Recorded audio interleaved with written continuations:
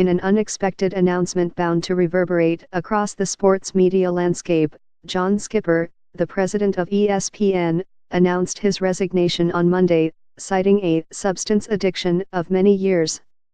Skipper, who has been president of the company since 2012, recently signed a contract extension through 2021.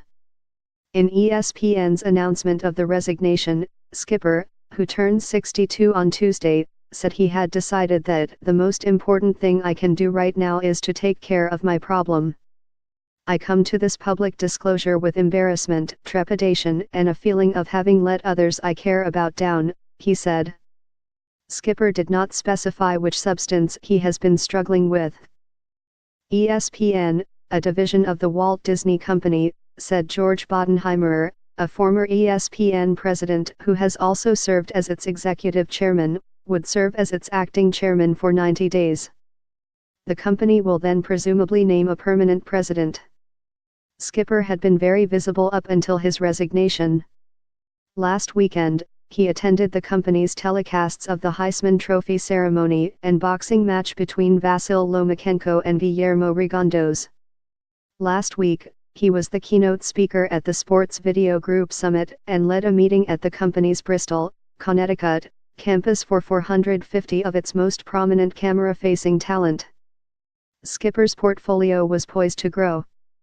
Disney recently announced a planned acquisition of 21st Century Fox that includes 22 regional sports networks likely to fold into the ESPN umbrella.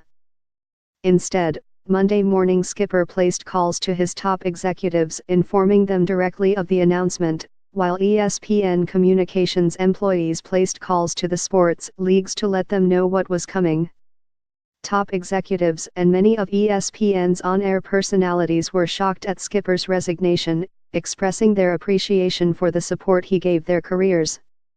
"This person has created everything that exists here at ESPN for us," Dan L. E. Battard said on his radio show, tearing up as he announced the news to his audience. "John Skipper is one of the finest people I've ever worked for," Gemily Hill, who was suspended by Skipper earlier this year, wrote on Twitter. Skipper joined Disney's magazine publishing unit in 1990, after working at Rolling Stone and Spin magazine.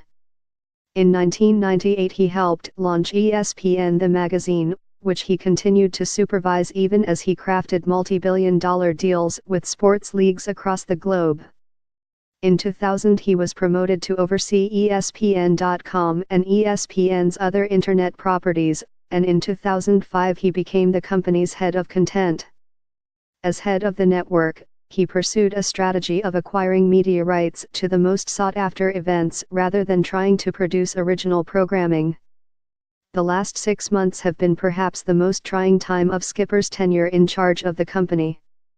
Subscriber losses have mounted and the network has endured 2 painful rounds of layoffs.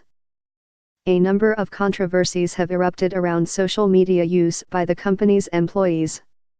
The network canceled a partnership with Barstool Sports after just one episode of their collaboration aired amid internal and external uproar.